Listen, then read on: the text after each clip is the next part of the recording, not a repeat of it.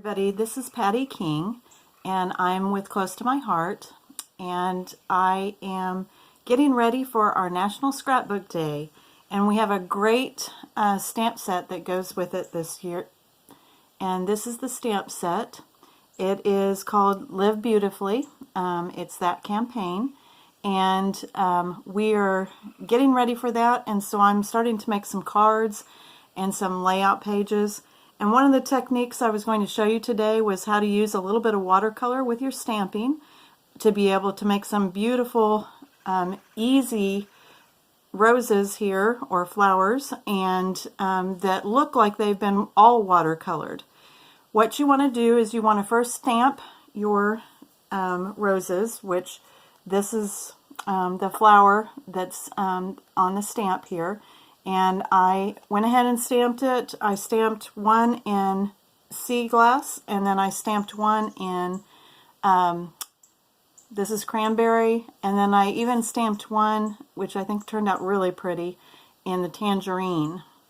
After you have stamped them, you want to go ahead, these were the finished ones that I had. These are a couple of the sea glass. And after you've stamped them, then you go ahead and take, these are our watercolor paints right here. They're fantastic, and you can mix some of them, some of the colors up in the lid, as you can tell that I've already done. And this is one of our paint brushes off of our paintbrushes, and then this is also a water brush that we have as well that you can use. I'm going to use both brushes here. What you want to do is you want to go ahead and pick a color that is similar to your greens, or in this case the sea glass, which is almost a blue-green. And you want to go ahead and first just get it very, very wet. I want to make sure that you can kind of see this. I just get in here and I go ahead and drop some drops in here. And I am going to actually mix a color here. And so I'm going to take a little bit of this blue and put it in sort of one of my open spots over here. Got a little bit of yellow still in there. Put it in one of my spots. And then I'm going to take just a little bit of green as well and put it in that same blue. So I just go ahead and get it wet and mix it in here. Once you've done that, you just want to take your piece.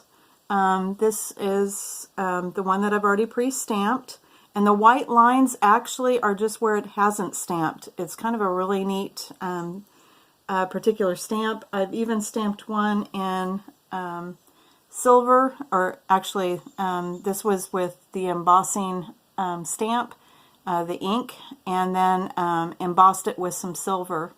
So it turns out kind of pretty too. But the white is where there is no ink. And so you just go, and I go ahead and do like the base of the leaves in this green. And just go ahead and get more water if you need more water. And then just kind of keep coming up with this. And just doing the base of the leaves on each one of these. So I'm kind of doing that. You can even change colors partway through, and it ends up looking like you actually watercolored the entire thing. So very, very simple, especially with our brushes. They have a really good point to them. So just keep doing this on all of your leaves, and it makes for a very, very pretty leaf here. Okay, after I've done that, I'm going to go ahead and do my water brush.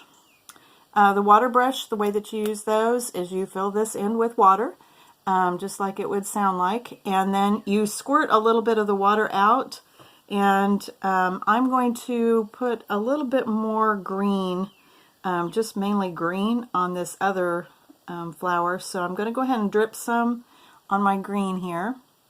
And then I'm going to just come up kind of at the base of the leaves again. If you end up getting way too much water in here, all you need to do is just dab off on, this is just a paper towel. So I'm going to go ahead and come in again, drip a little bit more water, It was a little darker than what I wanted, so you just keep going around here, and actually I usually end up turning this around so that it's facing me and I can kind of see where kind of the deeper parts of the flower would be, just in through here and still coming in just a little bit next to the white there. Again, the tip on this water brush is very, very thin, so you get kind of an easy painting job here. Just kind of keep coming through here. You can even pull this up with a little bit more water as you go in through here. And it ends up being just a beautiful, beautiful flower here. With the leaves, you can also do this. Sorry, I didn't mean to stick that in the water there. This has water in it. When you're ready to change colors, you can just squeeze out a little bit of water, and then you just kind of rub it back and forth until it kind of comes a little bit clear. Okay, so I'm going to put a little bit of yellow in the leaves here. So I come in here, drip a little bit more water in here, and then come back up and add some yellow to these leaves. And okay, so I've got a little bit of yellow in there, and I think, oh, maybe I want just a little bit more green with this. And so I come over here and get a little bit of my yellow green and bring that in as well. I went to a retreat not too long ago, and there were a couple of ladies there that use Close to My Heart. And so this video is a little bit for them as well, because they were asking how I did the technique, and I had to leave before I could actually show them how I do the watercoloring on these. So that's about it. Let me show you again some of the finished ones. I'm going to wipe off my brush a little bit here. And again, this is the one done in tangerine. And if you notice, I even stamped the leaves in tangerine, but they kind of still turned out kind of pretty with the tangerine and the green that I painted over the top of it. This would be a sea glass one, another sea glass one right here. And then my last one, this is the one I'm probably going to use with our paper for this month, is in the cranberry, and it will kind of match the paper there. Sometimes too, just a little tip, if you want to get your red just a little bit darker, you don't necessarily need to add black. You add the color that's the complementary to it, which would be a green.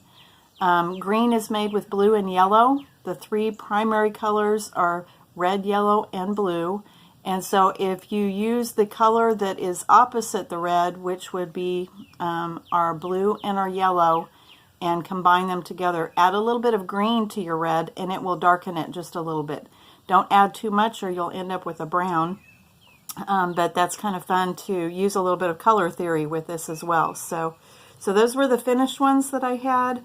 And then this is kind of the start of it. I actually kind of like this with the darker green in there. So anyways, there's a technique for you to make your stamping look a little bit like watercolor. In May, this is the stamp that will come out. This is the Live Beautifully Constant campaign, and we have some beautiful paper that goes with that as well. You can find all of this on www.pattyking.ctmh.com. And so I hope that you give this a little bit of an attempt. It's really not that hard. Thanks a lot for watching. Bye-bye.